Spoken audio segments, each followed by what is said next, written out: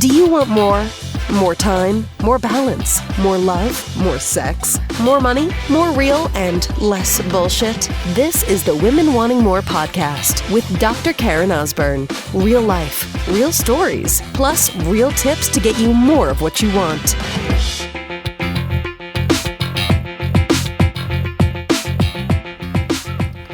Boundaries for the win, sister. This has been a conversation that's been going on all week with me, with clients, with friends, with my children, in Facebook posts, asking questions, interacting with people, and boundaries. So it's been really interesting. You know, I put out a question on my Facebook page that said boundaries are ... because I really wanted to see what people had to say about boundaries, like what they think of them, how they define them. It was so interesting, you know. It was first of all, I think the definition of what a boundary is kind of, it's varied. It's all over the place.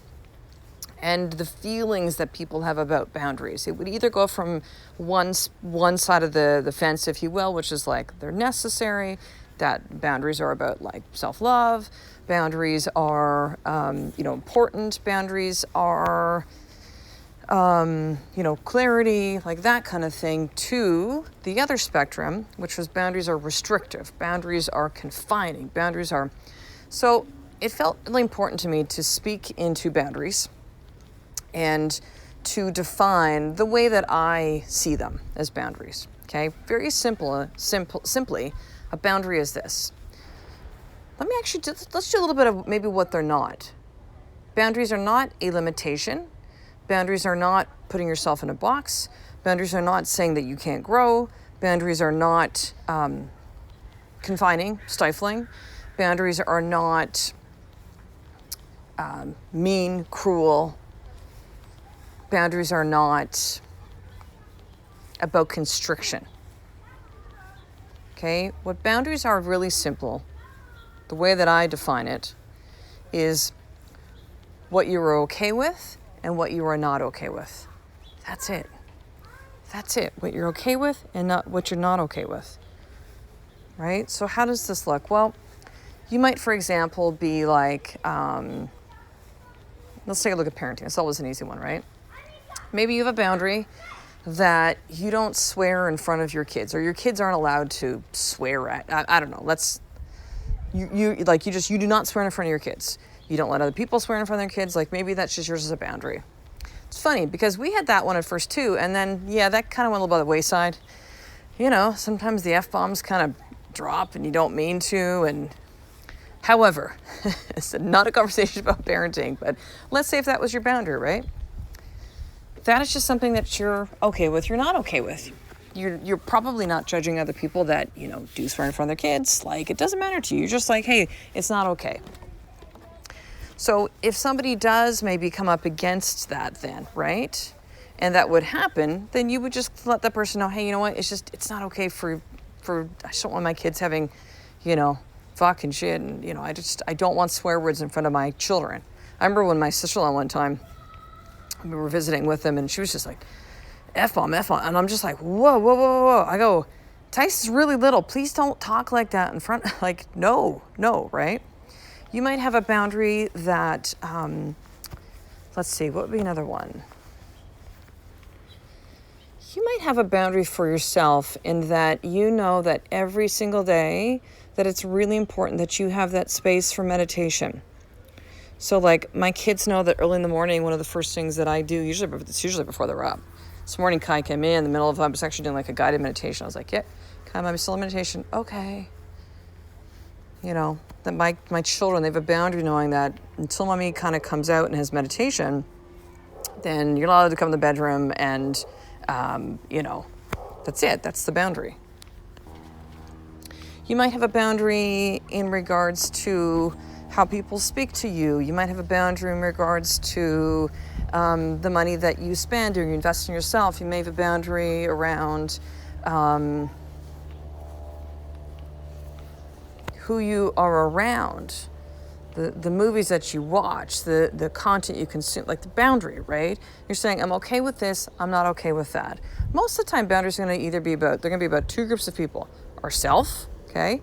Or they're going to be about others. It's for herself or others. Usually in regard to relationships, could be not just a personal one, but could be a professional relationship as well too, right? You might even know that in a professional setting that there's a boundary of, you wouldn't speak to, your boss or your coworker in a certain way, right? Like boundaries, right? And there's this funny thing about boundaries. We might all have different boundaries, right? It's that thing of like common sense isn't always common, but it's like your boundaries aren't known to everybody unless you actually communicate them. And what was interesting in getting this feedback from people's answers when I had the Facebook post of boundaries are ... it was, the hardest thing, and then when I had a follow-up question saying, is it harder? What's the biggest challenge? How did I word this? It was either communicating your boundaries or creating your boundaries. And it was almost like landslide communicating them. So people might have a feeling inside of, I'm not really okay with that, Like, let's say if someone, made a racist or sexist joke or comment or, just something where you're like, I'm not really okay with that. There might be times when we don't say things and we go, oh, it's not really a big deal. I'll just kind of let it slip and slide and I don't really want to have to, I just want to have to deal with it, right? Or if someone says to you, hey, can you do this thing? Can you do this thing with school? Can you do this thing? You're like, yeah, okay. And you don't really want to. And it's kind of a boundary that you've already put in this much time but you kind of do it begrudgingly. But here's the deal, right? Number one, people do not know our boundaries unless we communicate them. They don't. They can't read our mind. Who says it's common sense? It's just what you want versus what somebody else doesn't know that you want, right? It's this funny thing how we expect people to read our minds. So, number one, they will not know your boundaries unless you actually communicate them. And number two is that there's this fear and this thought. Which fear is something we can feel, but most of the time it's just based on stuff that we think is going to happen or did happen, and it's just not real. And we create all this stuff about it, all these stories, all the response in our body, all the stress. But we are so afraid of what the other person is going to say with it. Now, can you be clear with someone about what your boundary is if it's been crossed and they may not be okay with it? Yes. But it basically comes down to this. I remember saying this to a client a while back, and I've mentioned to it on the podcast as well too. And it's like, you make a decision at a point in your life where you either decide to live your life for you or to live your life for others. Live your life for you and be aligned with who you are and the things that you want and what you want to create with your life, or you bow down to others and you squash all that stuff. And what my experience has been when I had done this in the past is that now creates resentment, which turns into anger, which turns into rage, which turns into all sorts of shit you feel inside your body. Now, is it hard to have the conversation about boundaries? Yeah, especially at first. Totally.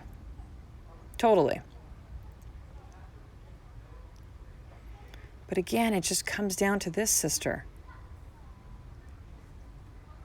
Are you willing to live your life for somebody else, or is it for you?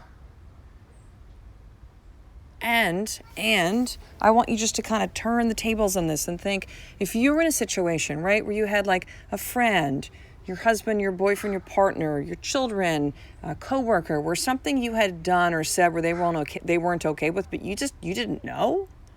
Wouldn't you want to know that? Right? Have you ever had the situation when someone does say something, they go, oh, it's been going on for a while, and you're like, why didn't you tell me? I didn't know, right? And you're very much like, it's not even like you're angry. You're just like, oh man, you could have told me earlier. I wanted to know, I would want to know that. So think of that. And if you are not being really truthful about it, there cannot be trust in a relationship unless you're being your truth. This isn't about moving through life and only having all the quote unquote good stuff. You can't have that unless you have the other pieces. Do you get that? There's no light without dark. It's all part of it. How about we just stop judging all these experiences of like the good things that happen, the bad things? How about we just go through things that happen? What would happen if we did that? And what would happen if we just said, man, I can stand in my truth, calm, okay, compassionate, empathetic, clear of saying this is okay or it's not okay. It doesn't mean a screaming match. It doesn't mean you get angry at people. It doesn't mean, who do you think you are? You can't. No. We've all done that stuff before. It's a strategy, and I would suggest to you it's not a very good one, right? It's not going to get you the outcome perhaps that you were looking for. It's not going to, there's no power in losing your shit. There isn't. We're still going to do it. We're all going to do it at times and be like, oh God, screwed up. Okay, let me clean it up. Let me apologize. Not cool. Let me be calm about it, right? So there's a way to actually communicate a boundary that's really clear. You don't have to apologize for it, right? You don't have to like make an excuse or justification for it. It's like you're trying to prove your point. It's just simply a boundary, right? It's simply a boundary. Like I've had people, online that either are people that kind of like know me or they've worked with me in some capacity or we've met at a seminar, and this doesn't happen really often, but I've had it before. People are like asking really personal questions and it's like, no, that's a boundary.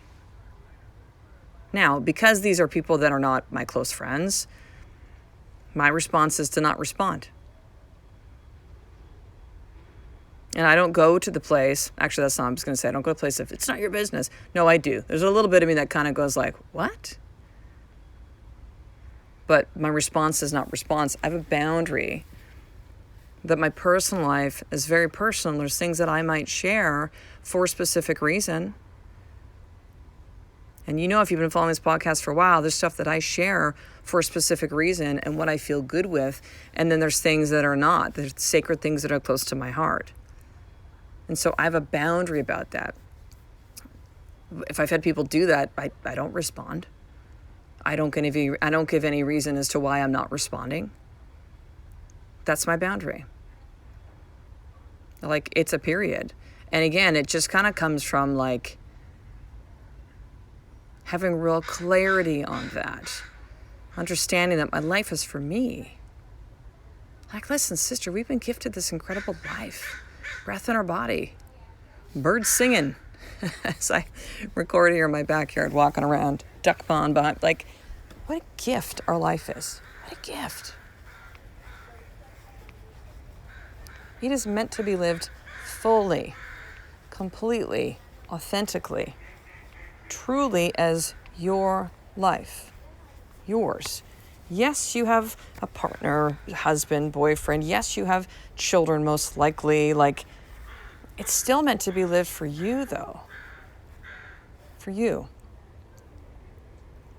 And if this is maybe hard to hear and you're putting up all sorts of blocks as to why you can't, but Karen, you don't know my life, and but my family does this stuff, and you have the ability to break all these patterns. You can choose differently. I understand there's a lot of family shit that we all have grown up with that's dysfunctional. It's so funny to kind of think of like, I'm from a dysfunctional family. I think we all are. I think we all are. And I think it will continue to be until we choose to just really wake up and start to take responsibility for the things that we do and we say, and know that all of our life is our 100% responsibility. It's our responsibility. It's nobody else's. So in the same respect, no one's going to read your mind. They're not going to know your boundaries. And then you get all resentful and passive aggressive about it. And like, how is that working for you? And I can speak this in so many of you that go like, oh my God, Karen, you're in your mind, because I've been that. I know that. I understand that. I get that. I see you. I do. And there's no judgment. But the only way we're going to create some clarity within our life is for us to be really clear with boundaries. And the people that will get the most upset about them, if they do, are the ones that really have none in their life. And if anything, not that you're doing it as like you're trying to teach them something, but you are modeling boundaries for them. It's a gift for them to be able to see that. Just like we understand that as parents, right? As mothers, that like, that modeling, that showing that stuff with their kids. I literally will use that word with my kids. My 6-year-old right now, Kai, oh my goodness gracious, he just like, he's a loud talker. I would say almost he like yell talks a lot of time. He doesn't even really know. He will yell and scream. He's to the point where he's like, he's so frustrated. Scream at me, scream at his brother. I'm just like, oh my God, buddy, scream at daddy. Like, just. And so I have said to him several times, Kai, my boundary is, it is not okay for you to yell at mommy. So mommy's not going to listen to you until you calm down. And often it's like, he amps up even more, right? How that goes. But I'm teaching my children early on that I am not okay with certain things. Now, have I done that in a way where I kind of lose my shit and get angry and yell? Yeah, sure. But what I'm really focusing more on and being more intentional on, it's my dogs lose their shit in the background. There's never any perfect time to do I swear I'll be starting to do a podcast and suddenly the mower's going on next door. I'm like, oh wow, here we go. Let's just kind of roll with it. Oh my goodness, had to go calm my dogs. Okay. So yeah, we understand with our kids, like we need to show that. Like if we just say stuff to our kids, they don't get it, but when we actually do it, right? Words mean nothing, our actions mean everything. And so here's your more tip for today. I want you to think of one person in your life right now where there's been a boundary that's crossed. Like there's something happening that's not okay. There's something that maybe, and by the way, that person could also be yourself. That could be yourself.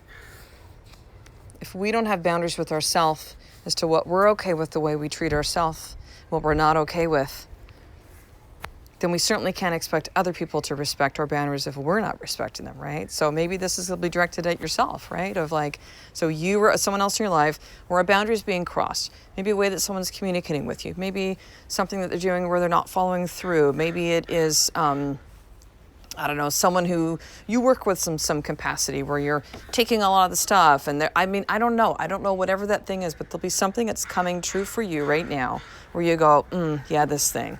And you've kind of squashed it and you've quote unquote tolerated it, which for a lot of us tolerate just means we just squash it down. And guess what? It doesn't go away. It just becomes resentful and anger and stress in your body and passive aggressive comments and sarcasm and all that shit. So what is that one person, you or someone else? And what is one step that you can take to begin to communicate that boundary? If it's with yourself, it could be something where you make a decision, right? Like maybe the boundary is being crossed where you're like, normally the food you put in your body really matters and you're just like eating crap.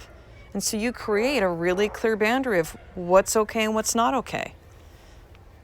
Maybe that could be with somebody else, but for you to either make that commitment to yourself if the boundary is being crosses with you, or to have that conversation with somebody else.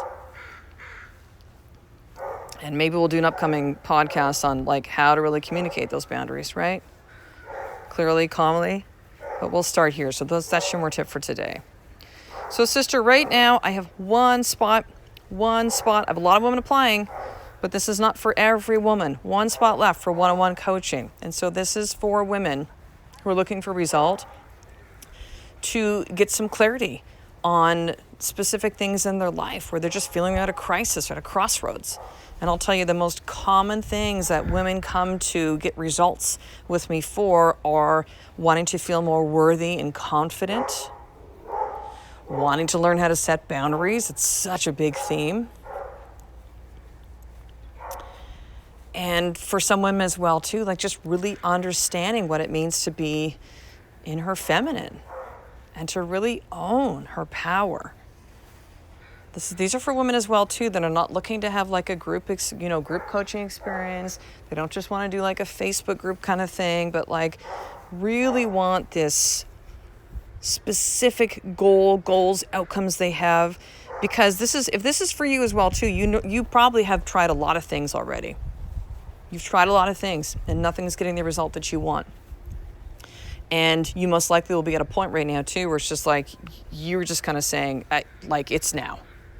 It can't continue on because it's costing me so much stuff and I need to take action on this now and I need help.